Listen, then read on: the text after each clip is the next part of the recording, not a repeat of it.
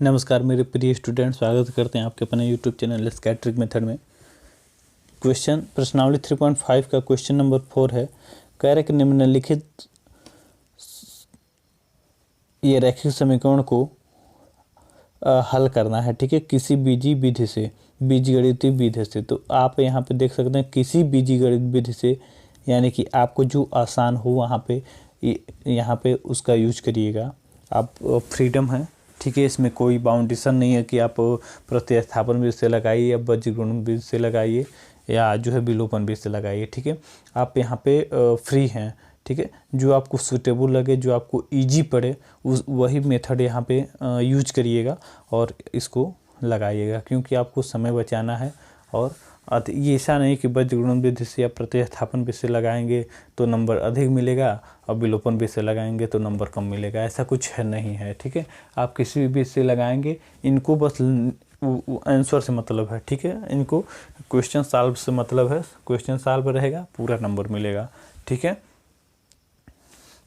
चलिए question number first देख लीजिए। क्वेश्चन नंबर फर्स्ट क्या कह रहा है? कह रहा है एक छात्रावास के मासिक व्यय का एक भाग निहित है, ठीक है। यानी कि एक भाग निहित का मतलब जो है कुछ दिनों का जो है उनको निर्धारित है कि इतने रुपए हमें देना है तो देना है, ठीक है। तथा शेष इस पर निर्भर करता है कि छात्र ने कितने दिन भोजन किया, ठीक है। कह रहा है कि जब विद्यार्थी ए ने 20 दिन तक भोजन किया तो 1000 दिया, ठीक है। और जबकि बी जो है 26 दिन भोजन किया तो वो कितना दिया? 1180 रुपया अदा करने पड़े, ठीक है। कह रहा है कि नियत व्यय और प्रतिदिन के भोजन का मूल्य ज्ञात करिए। तो हमको नियत और प्रतिदिन का अलग अलग इनको निकाल कर ज्ञात करना होता है, ठीक है। तो चलिए सबसे पहले हम क्या करते हैं, सबसे पहले हम मानेंगे, हम इसको हटाते हैं और यहाँ पे लिखते हैं हल में, हल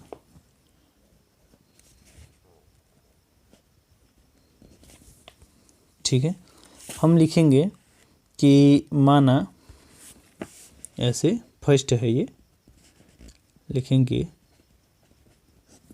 माना भोजन पर नियत व्यय बराबर x, ठीक है। ये नियत व्यय का मतलब जो है भोजन पे जो फिक्स है, ठीक है। आप ऐसे कर सकते हैं जो फिक्स है, और प्रतिदिन का यहाँ आप लिख सकते हैं जो प्रतिदिन का चार्ज ले रहे हैं उसका y हम मान लेते हैं, ठीक है। अब क्या कह रहा है? प्रश्नानुसार हम यहाँ पे लिख सकते हैं, प्रश्नानुसार कह रहा है कि ए, अगर हम यहाँ पे देखें तो यहाँ पे कह रहा है कि ए जो है 20 दिनों तक भोजन किया, ठीक है। 20 दिनों तक ये भोजन किया तो उसको कितना देना पड़ा? 100 रुपया, ठीक है। यानी कि आप ऐसे समझिएगा कि जो ये नियत है वो तो था ही, और उसके बाद 20 दिन जो है एक्स्ट्रा उसने भोजन किया, तो 20 दिन का मतलब 20y, तो उसको कितने रुपए देने पड़े? 1000 रुपये देने पड़े, ठीक है। और वही कह रहा है कि बी को जो 26 दिन भोजन किया, ठीक है, उसको देना पड़ रहा है 1180 रुपया। तो आप लिख सकते हैं कि x और प्लस 26y, इसको देना पड़ा 1180 रुपया। आप इसको समीकरण फर्स्ट और इसको समीकरण सेकंड मान सकते हैं। यहाँ पे आप करेंगे घटाने पर ये माइनस घटाने में नीचे का चिन्ह बदल जाता है, हम विलोपन विधि से लगा रहे हैं। अब 26 में 20 घटाएंगे तो जाहिर सी बात है -6 बचेगा, क्योंकि माइनस वाला ज़्यादा है। और 1180 में से 1100 घटाएंगे तो ये बचेगा -180, माइनस कटेगा, y बराबर होगा 180/6 और क्षेत्र के 18, यानी कि y बराबर 30, ठीक है। ये y की वैल्यू आ गई है कि y बराबर 30, ठीक है। अब इसको हम समीकरण फर्स्ट में रखते हैं, तो थोड़ा सा पहले तो हम इसको एडजस्ट कर लेते हैं ऐसे, यहाँ पे। तो समीकरण फर्स्ट हम यहाँ पे लिख दे रहे हैं कि समीकरण फर्स्ट हमारे क्या था, x प्लस 20y बराबर 1000 यानी कि 1000, समीकरण 1 है। अब देखिए y की जगह पे हम 30 पुट कर देंगे, यानी कि y की वैल्यू हम पुट कर देंगे, जहाँ पे y है वहाँ पे 30, तो रखेंगे x प्लस 20 गुणे 30 बराबर 1000। ये हो जाएगा x प्लस 2 3 6 यानी 600 बराबर 1000। ठीक है, अब होगा x बराबर 1000, ये 1000 है, ये 600 इधर जाएगा तो माइनस 600। ठीक है, ये देख लीजिए x बराबर हो जाएगा 1000 में 600 घटाएंगे तो 400, और y बराबर क्या आया है 300। ठीक है, यानी कि जो नियत जो है, नियत भार, जो नियत व्यय है उसको 400 देना पड़ेगा, और पर डे का यानी कि अतिरिक्त जो व्यय करना पड़ रहा है उसको, वो 30 रुपया पर डे का, यानी नियत भार 400 और पर डे का 30 रुपया। क्वेश्चन नंबर सेकेंड की तरफ चलते हैं। क्वेश्चन नंबर सेकेंड आपका है, कह रहा है कि एक भिन्न 1/3 हो जाती है जब उसके अंश में एक घटाया जाता है। ठीक है, यानी कि अंश में अगर हम 1 घटाएं तो सबसे पहले तो हमें मानना पड़ेगा, ठीक है, कि अंश जो है x है और हर y है। हम यहाँ पे देख लीजिए, ये सेकेंड है, आप यहाँ पे हम सेकेंड लिख देते हैं। सेकेंड लिखेंगे अंश बराबर x और हर बराबर y। ठीक है, तो x बट्टे y हम पहले कर लेते हैं, प्रश्नानुसार हम लिखते हैं, प्रश्नानुसार। ठीक है, यहाँ पे डायरेक्ट हम सॉल्व कर रहे हैं, यानी कि हल कर रहे हैं इसको। ठीक है, क्षमा चाहेंगे, थोड़ा सा त्रुटि हो जा रही है बोलने में। कह रहे कि एक भिन्न 1/3 हो जा रही, कब, जब उसके अंश में 1 घटा देते हैं। ठीक है, यानी कि अगर इसके अंश ऊपर वाला होता 1, अगर हम घटा दें तो ये कितनी हो जाती है, 1/3 हो जाती है। 1/3 का मतलब इस 3 का गुणा इसमें और इसका गुणा इसमें, तो ये हो जाएगा 3x - 3 बराबर y का गुणा 1 में होगा तो y।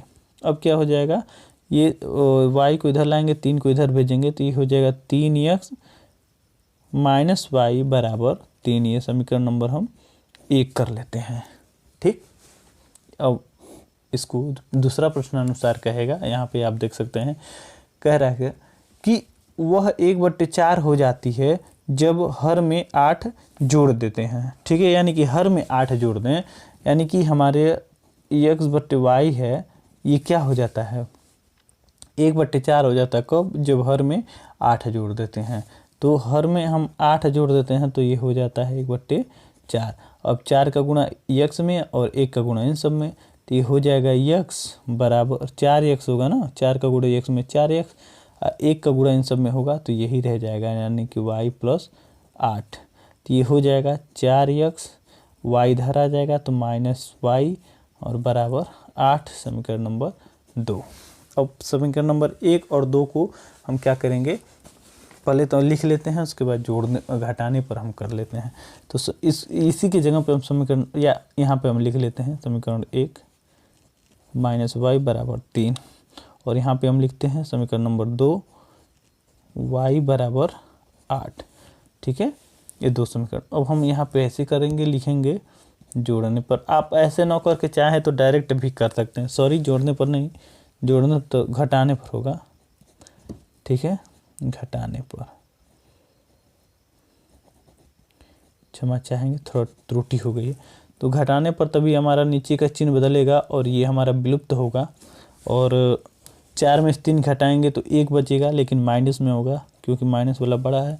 और यहाँ पे हो जाएगा आपका 8 में से 3 घटाएंगे तो 5, लेकिन माइनस में होगा, और माइनस माइनस कटेगा, x बराबर हो जाएगा आपका 5। अब x की वैल्यू हम समीकरण 1 में रखते हैं।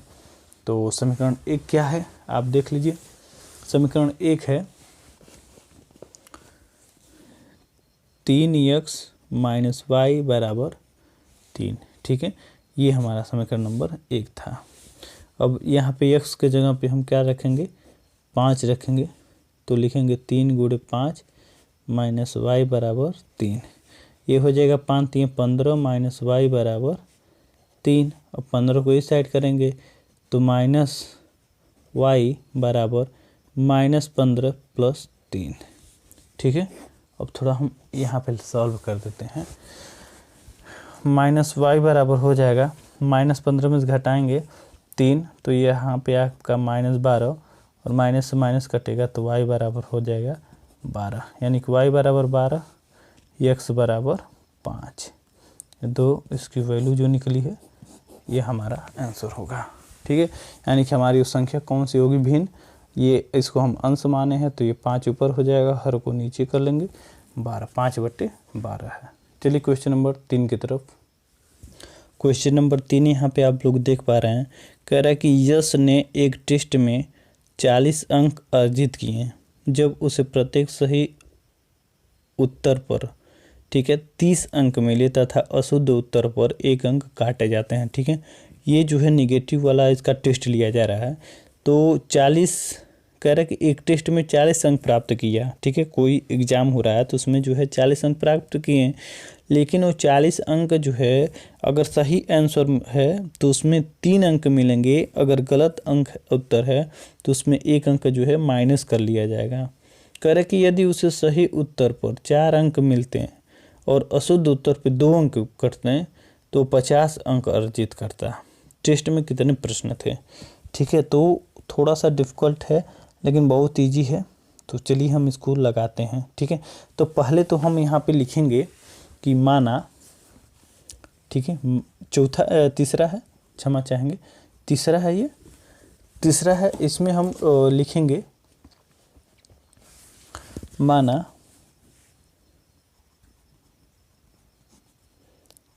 सही काम पहले देखेंगे। ठीक है ना, सही उत्तर बराबर x। ठीक है, और गलत उत्तर का कितना मिलेगा, y कट रहा है। तो कह रहा है कि अगर 3 अंक सही पर 3 अंक मिल रहे हैं और निगेटिव में 1 अंक काट दिया जा रहा है तो उसको कितना मिल रहा है, 40 मिल रहा है। कह रहा है वही कि अगर 4 अंक सही होता और 2 अंक काटा जाता तो उसको कितना मिलता, 50 अंक प्राप्त कर लेते हैं। ठीक है, बस हम इसी को सॉल्व कर देंगे। सॉल्व करने के लिए या तो हम यही कर ले, या तो देखिए इसमें 2 उभयनिष्ठ मिल रहा है। ठीक है, यानी कि 2 कामा मिल रहा है, तो 2 हम उभयनिष्ठ ले लेते हैं, कामा ले लेते हैं, तो ये हो जाएगा आपका इस प्रकार से कि x प्लस, और यहाँ पे 2 हम ले लेते हैं ना, तो यहाँ 2x हो जाएगा, माइनस y हो जाएगा, 2 से 2 कटेगा और ये हो जाएगा 25। ठीक है, ये समीकरण नंबर आप सेकेंड कर सकते हैं, इसको आप फर्स्ट कर सकते हैं। ठीक है, यहाँ पर रहने देंगे तब भी आप बहुत आसानी से सॉल्व कर लेंगे, कोई वो नहीं है, लेकिन फिर भी अब हम समीकरण फर्स्ट और सेकेंड को आपस में क्या करेंगे, जोड़ेंगे। तो लिखेंगे समीकरण नंबर फर्स्ट, यहाँ पे हम लिख दे रहे हैं 40, समीकरण नंबर फर्स्ट है, और समीकरण नंबर सेकेंड है 2x माइनस वाई बराबर 25। ये समीकरण नंबर सेकेंड है, इसको हम लिखेंगे घटाने पर। ठीक है, घटाने में क्या करेंगे, माइनस होगा, प्लस होगा, माइनस होगा, ये कट जाएगा, और यहाँ पे देखिए 3 में से 2 घटेगा तो यहाँ बचेगा x, और बराबर यहाँ पे 40 में से हम 25 घटाएंगे तो यहाँ पे आपका बचेगा 15। ठीक है, x बराबर जो 15 है वो समीकरण 1 में हम रखेंगे, यानी कि समीकरण 1 में हम पुट कर रहे हैं, तो आप समीकरण 1 हम यहाँ पे लिख दे रहे हैं, थोड़ा इजी पड़ेगा आप लोगों को समझने में। बराबर 40, ये समीकरण 1 था, इसमें हम x के जगह पे 15 रखेंगे, यानी कि 3 गुणे 15 माइनस वाई बराबर 40। ठीक है, तो ये हो जाएगा 15 3 45 और माइनस वाई बराबर 40। ये हो जाएगा माइनस वाई बराबर ये 40 और ये इधर जाएगा तो -45, तो माइनस वाई बराबर -5, या माइनस से माइनस कटेगा तो y बराबर हो जाएगा आपका 5, y बराबर 5 और x बराबर 15। ठीक है। यानी कि सही उत्तर वो क्या पूछ रहा था, यहाँ पे आप देख सकते हैं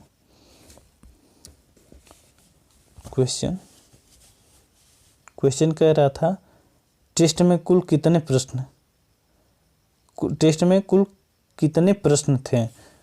ठीक है, यहाँ पे आप देख सकते हैं तो प्रश्न 20 प्रश्न थे। ठीक है, 15 सही किया और 5 जो है गलत किया, तो टोटल आप लिख सकते हैं टोटल 20 प्रश्न थे। ठीक है ना,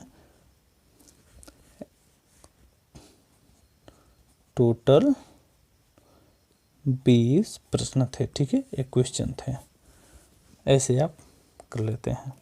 क्वेश्चन नंबर चौथे की तरफ हम चलते हैं और देख लेते हैं कि चौथा क्वेश्चन क्या कह रहा है। ठीक है, तो यहाँ पे आप देखिए चौथा क्वेश्चन कह रहा है कि एक राजमार्ग पर 2 स्थान ए और बी, ठीक है, 100 किलोमीटर की दूरी पर है। ए और बी कोई भी 100 किलोमीटर की दूरी पर है।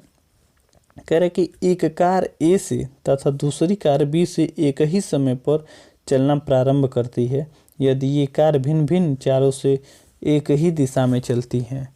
ठीक है, तो वे 5 घंटे पश्चात मिलती हैं। यदि वे विपरीत दिशा में चलती हैं तो 1 घंटे के पश्चात मिलती हैं। दोनों कारों की चाल ज्ञात करना है।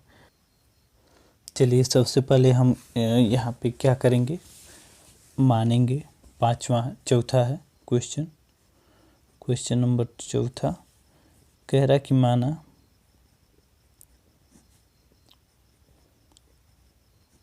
एक कार जो है, एक ही हम कह सकते हैं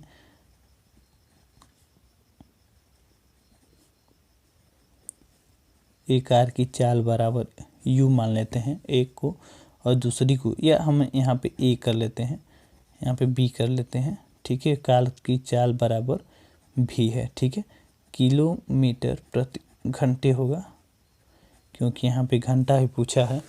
लिखेंगे प्रश्नानुसार। ठीक है, प्रश्नानुसार यहाँ पे कह रहा है, देखिए प्रश्नानुसार यहाँ पे थोड़ा सा आप देख सकते हैं, कह रहा है कि अगर ये भिन्न भिन्न चालों से, ठीक है, एक ही दिशा में मतलब दोनों एक ही दिशा में जब चलेंगे तो घटेगा। ठीक है, u माइनस भी करेंगे, क्योंकि एक ही दिशा में कह रहा है, तो हम यहाँ पे क्या करेंगे, लिखेंगे u माइनस भी। ठीक है, ये u है और ये भी, तो चलता है। दूरी कितनी है, टोटल दूरी यहाँ पे आप देख सकते हैं कि टोटल दूरी 100 है। ठीक है, तो जब 100 है तो कितने घंटे मिल रहा है, एक ही दिशा में चलती है तो 5 घंटे के पश्चात मिलती है। 5 घंटे के पश्चात यानी कि 100/5। तो इसको थोड़ा हम सही से बना लेंगे, u माइनस भी इक्वल टू ए कटेगा तो 20 हो जाएगा। 5 को 20 समीकरण नंबर हम 1 कर लेते हैं। अब दूसरी स्थिति का हम यहाँ पे लिख सकते हैं, स्थिति नंबर 2।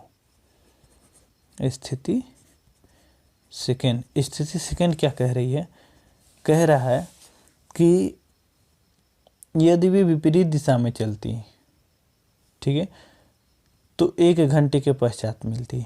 यानी कि वो विपरीत दिशा में, अलग अलग दिशा में चलती तो एक ही घंटे में क्या करती हैं, वो मिल जाती हैं। ठीक है, दोनों कारों की चाल ज्ञात करिए।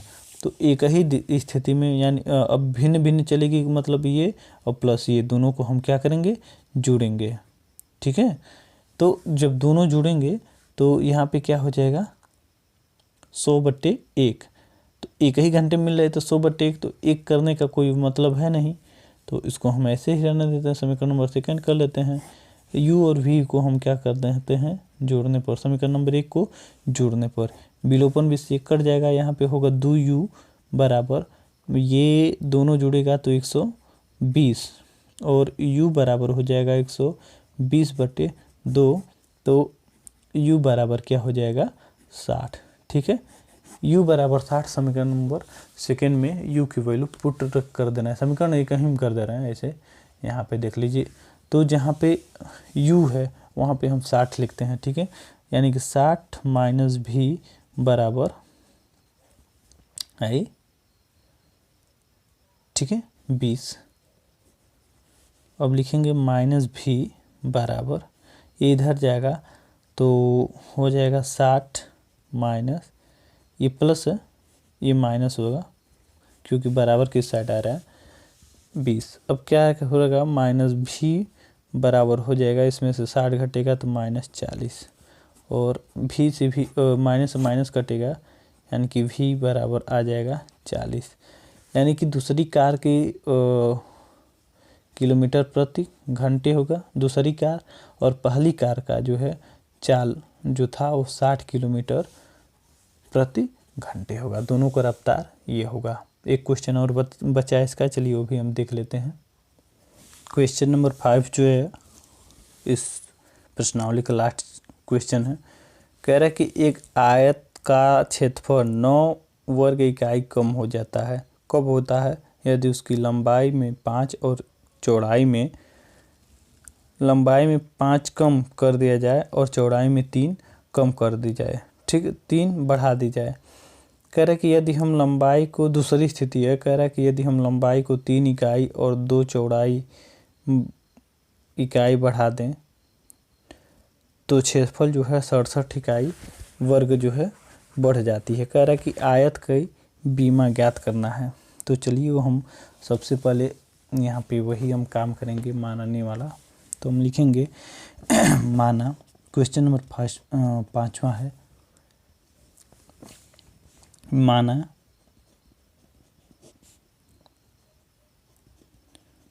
आयत की लंबाई बराबर x यूनिट। ठीक है, और आयत की चौड़ाई हम यहाँ पे लिख सकते हैं लंबाई चौड़ाई बराबर y। तो आयत का पहले तो क्षेत्रफल हम जानेंगे ना, तो आयत का क्षेत्रफल हम लिखेंगे आयत का क्षेत्रफल बराबर x गुणे y। ठीक है, तो ये यहाँ पे थोड़ा सा आप देखेंगे स्थिति नंबर 1 में कह रहा है कि 9 इकाई कम हो जाती, कब हो जाती है? जब उसकी लंबाई 5 इकाई कम कर दी जाए। लंबाई क्या है? x है, यानी कि x माइनस 5 और चौड़ाई 3 इकाई बढ़ा दी जाती है। ठीक है, यानी चौड़ाई में हम क्या करेंगे 3 बढ़ा देंगे, यानी कि y प्लस 3 अगर हम कर देंगे तो ये हमारी जो होगा x y ये क्या हो जाएगा? कम हो जाएगा। कितना? 9 कम हो जाएगा। ठीक है, तो अब इसको थोड़ा सा हम सॉल्व कर लेते हैं। ये x का गुणा y में होगा, x का गुणा y में तो x y और x का गुणा 3 में 3x, उसी तरह से -5 का गुणा x में -5 का गुणा y में 5y और -5 का गुणा 3 में 5 15 बराबर x y -9। ठीक है, -9 को हम थोड़ा एडजस्ट कर लेना। ये है x y, ये इधर आएगा तो माइनस हो जाएगा x y। उम्मीद करते हैं ये सब सवाल जो है सरल करना आ रहा होगा आपको। ये दोनों हम एक इसी तरह से उतार ले रहे हैं। 3x -5y 15 को हम इस साइड भेज दे रहे हैं तो ये +15 हो जाएगा, -9 हमारा इसी तरह से रहेगा। ये देखिए इससे ये कट जाएगा तो यहाँ पे बचेगा 3x -5y बराबर 15 में से आपको 9 जब घटेगा तो यहाँ पे हो जाएगा 6। ठीक है, ये समीकरण नंबर हम इसको फर्स्ट कर सकते हैं या फर्स्ट हम लिख सकते हैं। ठीक है, उसके बाद स्थिति नंबर 2 हम देखेंगे कि स्थिति नंबर 2 यहाँ पे कह क्या रहा है। स्थिति नंबर में 2 कह रहा है कि यदि हम लंबाई को 3 इकाई और चौड़ाई को 2 इकाई बढ़ा दें तो क्षेत्रफल 67 हो जाती है। बढ़ा दें, ठीक है, तो हम यहाँ पे देख लीजिए कैसे करना है। उसी तरह से बढ़ाने का मतलब दोनों में हम बढ़ा रहे हैं, यानी कि x देखिए दोनों स्थिति में बढ़ रहा है, तो बढ़ रहा है का मतलब एक में 3 बढ़ रहा है और एक में 2 बढ़ रहा है। तो ये कितना हो जा रहा है? x y हो जा रहा है आपका 67। ठीक है, ये भी बढ़ जा रहा है। तो इसको हम ये कर देंगे x, ये y है तो ये हो जाएगा x y प्लस एक्स का गुणा 2 में तो माइनस होगा, नहीं प्लस होगा, क्योंकि दोनों बढ़ रहा है दोनों स्थिति में, तो प्लस हम लिखेंगे। तो और हम क्या करेंगे, अब एक्स का गुणा 2 में होगा 2x, 3 का गुणा x में होगा y में 3y, 3 दूनी 6 हो जाएगा, बराबर xy प्लस 67। अब xy इसको हम इस साइड लाएंगे तो ये हो जाएगा माइनस XY प्लस, ये दोनों हम ऐसे लिख लेंगे क्योंकि इसमें कुछ हम कर नहीं सकते हैं। ये 67 है, 6 को हम इधर भेजेंगे तो -6 हो जाएगा, ठीक है। XY कट जाएगा, ये हो जाएगा 2x प्लस 3y और बराबर 67 में से 6 घटाएंगे तो ये होगा 61, समीकरण नंबर 2, ठीक है। थोड़ा सा इसको सॉल्व करना पड़ा है हमें, ठीक है। अब हम आपको क्वेश्चन दिखाएंगे, समीकरण को थोड़ा सा एडजस्ट करेंगे ऐसा कि समीकरण हमारा दिख जाए। देखिए थोड़ा सा एडजस्ट हम किए हैं कि आपको समीकरण दिख सके। पहला समीकरण है 3x माइनस 5y बराबर 6 और यहाँ पे 2x प्लस 3y बराबर 6। यहाँ पे कोई विलोपन भी लगाने के लिए कोई एक मिलना चाहिए, या तो ये मिले 3x मिले तो यहाँ 3 है तो यहाँ भी 3 हो जाए, या तो y मिले, y यहाँ पे 5 है तो यहाँ भी 5 हो जाए। इसको मिलाने के लिए आप देखिए समीकरण 1 में अगर 2 से गुणा कर देंगे तो 2 3 6 हो जाएगा, और समीकरण 2 में आप 3 से गुणा कर देंगे तो 3 दूनी 6 हो जाएगा, ठीक है। तो 1 मिल जाएगा। तो समीकरण 1 में 2 से गुणा करते हैं, ठीक है। हम लिखेंगे कि समीकरण 1 में 2 से गुणा कर रहे हैं तो 3 दूनी 6 x प्लस 5 दूनी 10, 2 से गुणा करें, हाँ 10y बराबर 6 दूनी 12, समीकरण नंबर 3 बन गया, ठीक है ना। यहाँ पे अब हम इसको थोड़ा सा एडजस्ट कर लेते हैं अपने हिसाब से। यहाँ पे लिखेंगे कि समीकरण, देखिए समीकरण नंबर 1 में जब हम 3 से गुणा किए हैं तो ये आया है, तो इसको हम समीकरण नंबर 3 कर लेते हैं। समीकरण नंबर 2 में हम 3 से गुणा किए हैं तो ये आया है, इसको हम समीकरण नंबर 4 कर लेते हैं, यानी 4। इसको हम क्या करेंगे, घटाने पर लिखेंगे, क्योंकि घटाने पर ही हमारा एक विलुप्त हो सकता है, तो इसको काट देंगे, ये हो जाएगा -19y और बराबर इसको हम कर लेंगे तो ये घटेगा तो 171 हो जाएगा, और 19 से काट लेंगे तो y बराबर आ जाएगा आपका 9, ठीक है। y बराबर 9 आप समीकरण 1 में लिख सकते हैं। तो समीकरण नंबर 1 क्या है, हम यहाँ पे लिख दे रहे हैं। समीकरण नंबर आपका 1 यही है, तो हम लिखेंगे 3x माइनस 5 गुणे y के जगह पे हम 9 लिखेंगे बराबर 6, 3x माइनस 9 × 5 = 45 बराबर 6, और यहाँ पे हम एडजस्ट कर लेते हैं यहाँ पे, तो ये हो जाएगा आपका 3x और 6, ये 45 इधर आएगा तो प्लस हो जाएगा 45, तो 3x बराबर हो जाएगा, इसको हम जोड़ेंगे तो 51, और x बराबर हो जाएगा 51/3, और ये कट जाएगा तो 17 × 3 = 51, यानी कि x बराबर 17 और y बराबर 9, ठीक है। ये आंसर होगा, x बराबर 17 y बराबर 9, और x हम माने थे लंबाई को, तो लंबाई हमारा 17 होगा, चौड़ाई 9 होगी।